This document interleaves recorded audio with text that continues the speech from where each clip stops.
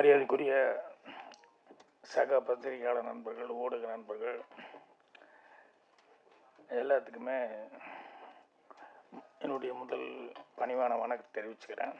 அதுக்கப்புறம் படத்தினுடைய டைரக்டர் நாஞ்சில் அவர்கள், கேப்டன் ஆஃப் தி ஷிப்னு சொல்லுவாங்க, அவருக்கும் படத்தினுடைய தயாரிப்பாளர்கள் ஜான் மேக்ஸ் அவர்கள், படத்தை ரிலீஸ் பண்ணது ஆண்டனி தாஸ் அவங்க ரிலீஸ் பண்ணியிருக்காங்க, சசிகலா ப்ரொடக்ஷன்ஸு.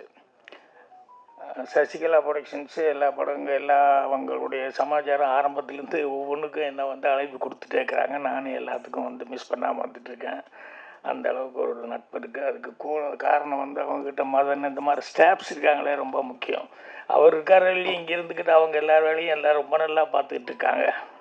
அதனால் அவங்கள குறிப்பாக பாராட்டணும்.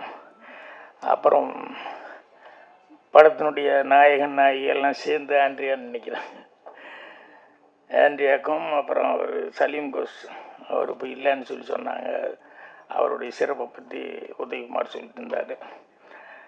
அதனால் அவருக்கு என்னுடைய வருத்தம் என்னென்னா, நல்ல ஒரு கலைஞன் டக்குன்னு இப்படி போயிட்டார் அப்படிங்கிறது.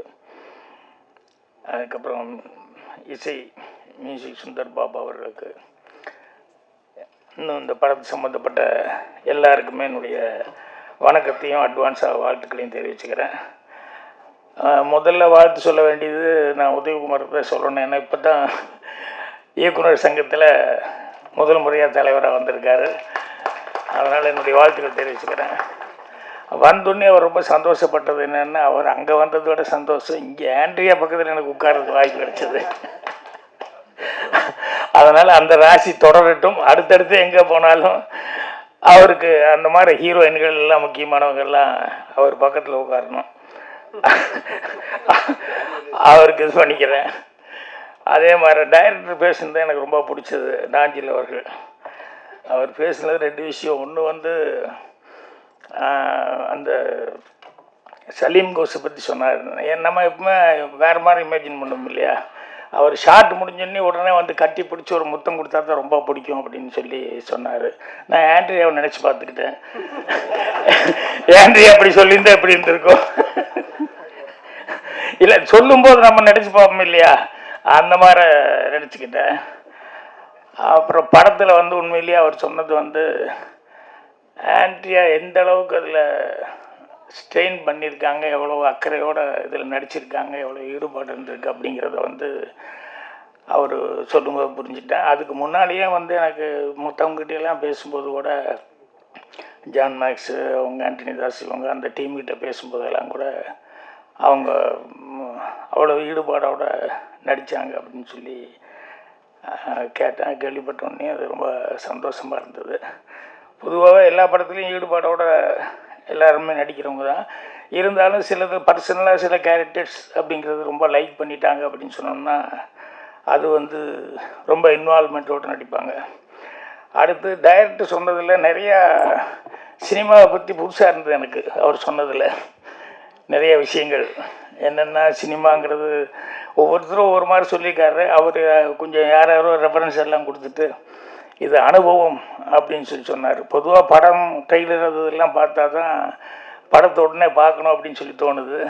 இதில் ஆண்ட்ரியா ஆக்ஷன் அப்படின்னு சொல்லி நடித்ததெல்லாம் பார்த்துட்டு கண்டிப்பாக பார்க்கணுன்னு. அதை விட அவர் டைரக்டர் பேசுனதை வச்சு இவ்வளோ ஏதோ சொல்கிறாரு, ஒரு வித்தியாசமாக இருக்க, அதனால் அவசியம் படம் என்ன இருக்குதுன்னு பார்க்கணும் அப்படிங்கிற மாதிரி ஒரு ஆர்வத்தை கொடுத்தது. வந்தோடனே யாருக்கிட்ட என்ன இதுன்னெல்லாம் கேட்டுக்கிட்டு இருந்தேன். அவருடைய எக்ஸ்ப்ளனேஷனுங்கிறது கொஞ்சம் வித்தியாசமான முறையில் இருந்தது. இந்த படங்கள், இந்த மாதிரி படங்கள், மாற படங்கள் எல்லாம் அந்த காலத்தில் நான் ரொம்ப விஜயில் தான் நடித்து revolver, Rita, Kanchana, confide Kanchana, அந்த மாதிரி டப்பிங் படங்கள் தெலுங்கில் எடுத்து அது பூரா வரும். அதெல்லாம் மிஸ் பண்ணாமல் நான் பார்த்துருவேன். எப்பவுமே இந்த டப்பிங் படங்கள் தெலுங்குலேருந்து வர்றது ஃபைட் படம்னா எனக்கு ரொம்ப பிடிக்கும். அதனால் மிஸ் பண்ணாமல் காந்தாராவ் படங்கள் இதெல்லாம் நான் பார்த்துக்கிட்டே இருப்பேன். அந்த மாதிரி அவங்க விஜயலலிதா நடித்தாங்க. அதுக்கப்புறமா விஜயலலிதாவுக்கு அப்புறம் அப்புறம் ஆக்ஷன் படங்கள் விஜய் சாந்தி கொஞ்சம் வேறு மாதிரி சோசியல் டைப்பில் விஜய் சாந்தி நடித்தாங்க. ஸோ விஜயில் ஏதாவது வந்து பூரா கவ்பாய் படங்கள் அந்த ஜாதியில் இருக்கும். விஜயசாந்தி ஃபேமிலி ஓரியன்டாக செஞ்சாங்க. ஸோ எல்லாமே ரெண்டுமே லைக் பண்ணுற அளவுக்கு தான் இருந்தது. அப்போல்லாம் கர்ணன் டைரக்டர் தான் இந்த கவ்பாய் படங்கள்னு சொல்லி இங்கிலீஷில் வர்ற படங்கள் பூரா அந்த மாதிரி டைப்பில் வந்து அந்த ஜாதியில் இங்கே படம் எடுக்கிறது, அந்த மாதிரி கண்ணெல்லாம் வச்சுட்டு எடுக்கிறது அப்படிங்கிறது அவர் கர்ணன் சார் படங்கள் தான். அந்த ஹார்ஸ் ரைடிங்லேருந்து ஃபைட்டிங்கு எல்லாமே வித்தியாசமாக இருக்கும். அது அந்த படங்கள்லாம் பார்த்தது. அதனால் இப்போது ஆண்ட்ரியா நடிச்சு இந்த படம் பார்க்கணும். ஏன்னா நிறைய இந்த மாதிரி படங்கள்லாம் வந்து லேடி ஓரியன்டான படங்கள் இங்கிலீஷில் கூட நிறைய படம் இருக்குது. கில் பில்லா ஏதோ ஒரு படம், அது வந்து பார்ட் 1 பார்ட் 2 இப்படியெல்லாம் மாறி மாறி வந்தது. இனி ஒரு படம் வில்லியா ஒரு பொம்பளை நடிச்சிருப்பா. அவர் ஹீரோ நல்ல பாடி பில்டர், அவர் பேர் என்னமோ மறந்து போச்சு எனக்கு. அவர் வந்து அது ஒரு படத்தில் ஹீரோ. அந்த படத்தில் அவர் மேலே வந்து எங்கே போனாலும் ஒரு மர்டர் நடக்கும். அந்த மர்டர் வந்து அவர் மேலே அந்த சார்ஜ் வந்துடும், மர்டர் சார்ஜ்.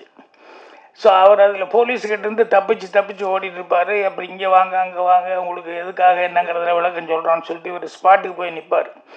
போய் நிற்கிற இடத்துல பூரா பார்த்தீங்கன்னு சொன்னோம்னா மறுபடியும் மர்டர் நடக்கும், மறுபடியும் மாட்டிக்குவார். கடைசியில் கிளைமேக்ஸில் வந்து இது எல்லாத்துக்கும் காரணம் இத்தனை மர்டர்லாம் பண்ணதுன்னு சொல்லிட்டு அங்கே தான் ஒரு லேடி கொண்டு வருவாங்க. என்னென்னா அவங்க வந்து அதுக்கு முன்னால் நிறைய ஆக்ஷன் எல்லாம் வந்தது. அப்போ லேடினே தெரியாது. சில இடங்கள் தப்பிச்சு போகிற இடங்கள்லாம் அவ்வளோ நல்லா அந்த ஆக்ஷன் சீக்வன்ஸ் எல்லாம் இருந்தது. அதுக்கப்புறம் கிளைமேக்ஸில் வந்து அந்த லாஸ்ட்டு ஃபைட் சீக்வன்ஸ் வரும்போது அப்போ தான் ஓப்பனாக லேடின்னு காமிப்பாங்க. அவங்களுக்கு எல்லா ஸ்கில்லும் இருக்குது, ஏன்னா ஆர்மியில் வந்து வேலை பார்த்தவங்க அப்படின்னு சொல்லிட்டு. அந்த கிளைமேக்ஸ் ஃபைட்டெல்லாம் கூட ரொம்ப ஒரு ஓப்பன் டெரஸ், ரொம்ப பெரிய ஹைட்டான ஒரு பில்டிங்கில் மேலே நடக்கும். ஸோ அப்போ அந்த பொண்ணு எந்த அளவுக்கு, ஸோ இங்கிலீஷில் சில பேர்த்து நம்பி லேடிஸை வந்து போடும்போது உண்மையிலேயே அவங்க அந்த அளவுக்கு அந்த ஆக்ஷன் பண்ணுற அளவுக்கு பாடியை வச்சுக்கிட்டு அந்த டேலண்ட்டோடு அவங்க பண்ணியிருப்பாங்க.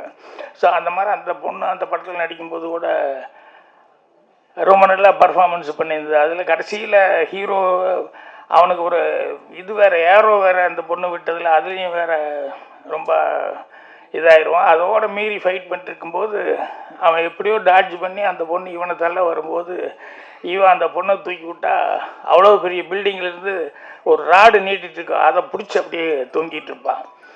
ஸோ கீழே அவ்வளோ டெப்த்து. இப்போ அவன் தொங்கிட்டு இருக்கும்போது இவன் கஷ்டப்பட்டு எந்திரிச்சு மெல்ல பக்கத்து வந்து பார்ப்பான். அவளுக்கு தெரியும் இனிமேல் இதுக்கு மேலே வந்து நம்ம தப்பிக்கிறதுக்கு சான்ஸே இல்லை.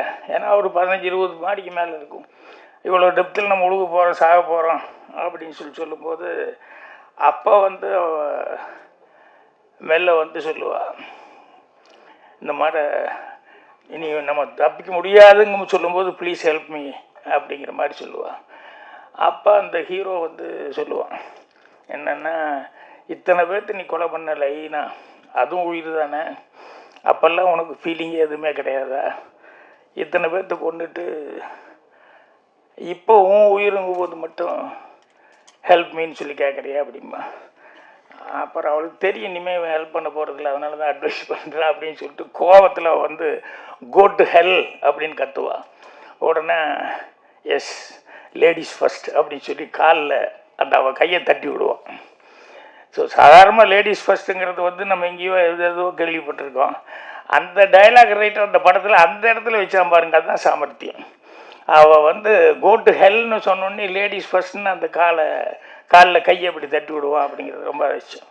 அந்த மாதிரி நிறையா படங்கள் வந்து லேடி ஓரியன்ட் படங்கள் வந்து அந்த காலத்தில் வந்தது. இப்போ இந்த படம் பண்ணியிருக்காங்க. ஸோ ஆண்ட்ரியா அவங்க டைரக்டரும் வித்தியாசமாக இதை பற்றி சொன்னார். நான் வரும்போதே மனைவி வந்து அவர் ரொம்ப அப்ரிசியேட் பண்ணி சொன்னார். என்ன ஒரு பாட்டு பார்த்தார் போலுக்கு. நான் வேறு ட்ரெய்லர்லாம் பார்த்தேன், இந்த அனிமல்ஸ் எல்லாம் வச்சு ஒரு பாட்டு இங்கே ப்ரொஜெக்ஷன் பார்த்தார் போலுக்கு.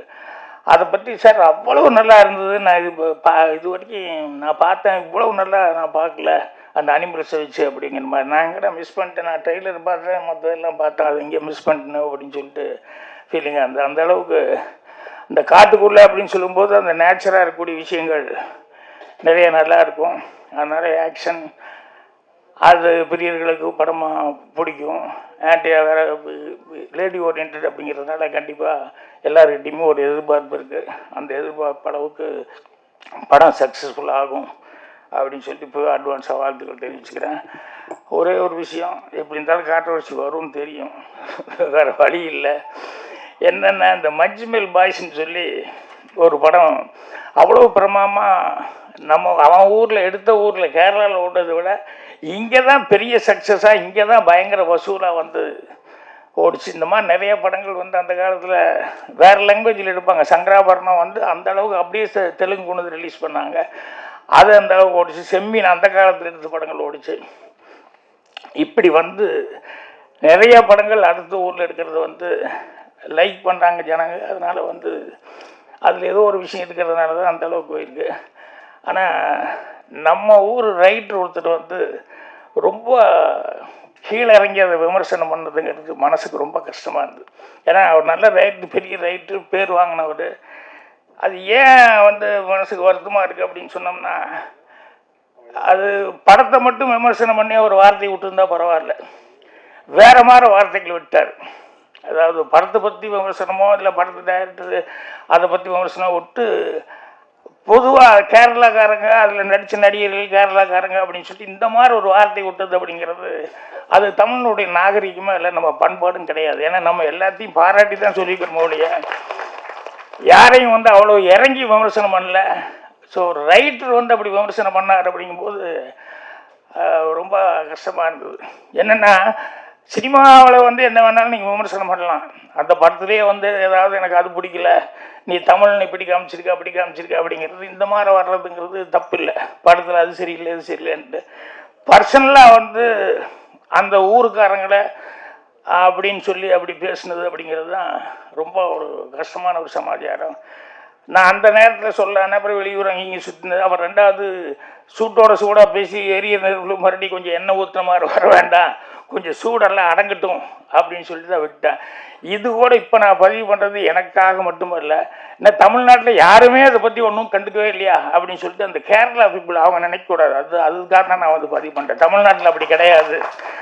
தமிழ்நாட்டிலையும் அது மாதிரி எல்லாம் வந்து வர்றதை வந்து கண்டிக்கிறதுக்கு ஆட்கள் இருக்கிறாங்க அப்படின்னு சொல்லிட்டு. ஏன்னா இப்போ நம்மளே படம் எடுக்கும்போது, இப்போ அந்தையல் நாட்டில் எடுக்கும்போது, பாலக்காட்டு மாதவன் எடுக்கும்போது அதை அவ்வளோ பேர் அப்ரிஷியேட் பண்ணுற மாதிரி எடுத்தேன், அது பாராட்டினாங்க. அதே நேரத்தில் வந்து சின்ன வீடு படத்தில் வந்து ஒரு கேரளாக்கார பொண்ணை பின்னால் போய் டாவடிச்சுட்டு இருப்பேன், ஓமலால் கண்டு யான் பொங்கினா இல்லை அப்படின்னு சொல்லிட்டு பின்னால் போய் டாவடிச்சுட்டு இருப்பேன், அதெல்லாம் பண்ணுவேன் அப்படிங்கிற மாதிரிலாம் பண்ணுவேன்.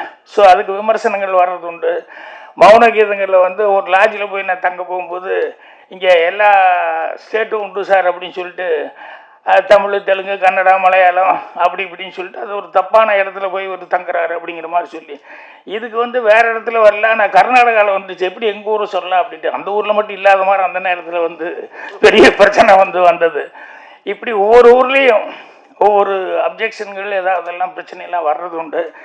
இது வந்து இவர் வந்து சொன்னதுங்கிறது வந்து அந்த பர்சனலாக அவங்கள அட்டாக் பண்ணாமல் இருந்தால் நல்லா இருந்திருக்கு. அதை அட்டாக் பண்ணதுனால நிச்சயமாக அதெல்லாம் அவங்க மைண்டில் ஏறும். ஏன்னா நிறைய பேர் டெக்னீஷியன்ஸ் இருக்கான், ஆர்டிஸ்ட் இருக்கான், எல்லாத்துக்குமே அது மைண்டில் இருக்குது. ஏன்னா நமக்கு இன்றைக்கி தமிழ்நாட்டில் இருக்கிறவங்க வந்து எல்லா இடத்துலையும் தெலுங்கில் நம்ம டெக்னீஷியனுக்கு இருக்கிற மரியாதை அதுக்கு தெரியும். அதே மாதிரி பாம்பேயில் இருக்கிறவங்க வந்து நம்ம தமிழ் ஆளுங்க அப்படின்னா டெக்னீஷியன்ஸ்னு எவ்வளோ மரியாதை கொடுக்குறாங்க அப்படிங்கிறது தெரியும். அந்த மாதிரி எல்லாரையும் வந்து நம்ம இங்கே இருக்கிற போல ஆளுகளையும் மரியாதை கொடுக்குறாங்க. இப்போ உதயகுமார் மற்றவங்கெல்லாம் பேசுன மாதிரி சலீம் கோஸ்னா அவர் யார் என்னவோ இருந்தாலும் டேலண்ட் இருந்ததுன்னா சொல்லி மரியாதை கொடுக்குறாங்க. அந்த மாதிரி வந்து மரியாதை கொடுக்குறாங்க. அதே மாதிரி கேரளா பீப்புளில் வந்து அவங்க ஊரில் பெரிய டைரக்டராக இருந்தால் கூட தமிழில் ஒரு படம் பண்ணுறது மிகப்பெரிய கௌரவமாக நினச்சி ஒவ்வொரு டைரக்டரும் ட்ரை பண்ணுறாங்க இங்கே.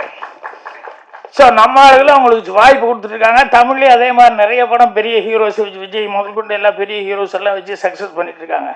ஸோ அதனால் எல்லா டெக்னீஷியனுங்களும் வந்து நல்ல டெக்னீஷியன் எங்கே இருந்தாலும் எல்லாருமே எல்லாம் அப்ரிஷியேட் பண்ணி பண்ணுவாங்க. அதனால் இந்த விமர்சனம்ங்கிறது வந்து எனக்கு ஒரு வருத்தமாக இருந்தது. அதனால் வந்து தமிழ்நாடு சார்பில் யாரும் பேசலையே பிடிக்கலையேன்னு சொல்லிட்டு அவங்க நினைக்கக்கூடாது அப்படிங்கிறதுக்காக தான் இந்த பதிவு பண்ணேன். நாளையிலேருந்து கொஞ்சம் நிறையா இதை பற்றி கூறணும்னு நினைக்கிறேன். கொஞ்ச நாளாக பத்திரிக்கை மேட்ரு இல்லாமல் இருந்தது, அதாவது என்னை பற்றி இல்லாமல் இருந்து இப்போ இந்த மேட்ரு வந்துருச்சு. அதனால் எழுத்தாளர் சங்க தலைவர்னு சொன்னோம்னா அதுக்கு 4 பேர் என் ஊர்லேயே சண்டைக்கு வந்துடுவான். நீங்கள் தனிப்பட்ட முறையில் சொல்ல வேண்டியதானே, நீங்கள் எப்படி எங்களையெல்லாம் சேர்த்துக்கிட்டீங்க அப்படின்னு கேட்டால், அதனால் தலைவராக நான் சொல்ல விரும்பல. பாக்யராஜா பர்சனலாக சொன்னேன், எது வந்தாலும் நம்ம வாங்கி கட்டிக்கலாம் அப்படிங்கிறதுக்காக தான், வேற ஒன்றும் இல்லை. ஏன்னா இதில் போய் எழுத்தாளர் சங்கத்தை எல்லாம் நான் சேர்த்துனேன்னா அவங்களுக்கெல்லாம் கொஞ்சம் யாருக்காவது சில பேர் கரெக்டு தான் அப்படி. ஏன்னா ஒவ்வொரு இடத்துலையும் ஒவ்வொரு மாதிரி இருக்கிறாங்க ஆட்கள்.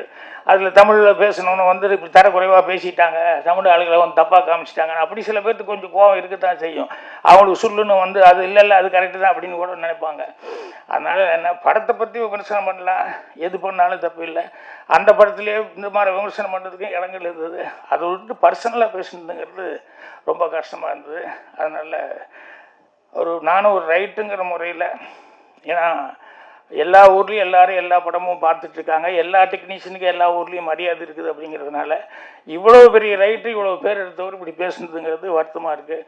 அதைத்தான் பதிவு பண்ண விரும்பினேன். மற்றபடி படத்தினுடைய வெற்றிக்கு என்னுடைய வாழ்த்துக்கள். தயாரிப்பாளர், டைரக்டர், இன்னும் ஆண்ட்ரியா, இந்த மாதிரி ஆர்டிஸ்ட்டு, டெக்னீஷியன்ஸ், சுந்தர்பாபு முதல் கொண்டு எல்லாருமே இதில் ஒர்க் பண்ணவங்க எல்லாத்துக்குமே நல்ல பேர் கிடைக்கணும். இந்த படம் சக்ஸஸ்ஃபுல்லாக இதே மாதிரி ஃபங்க்ஷன் பண்ணணும்னு சொல்லி என்னுடைய வாழ்த்துக்கள் தெரிவிச்சுக்கிறேன். நன்றி, வணக்கம்.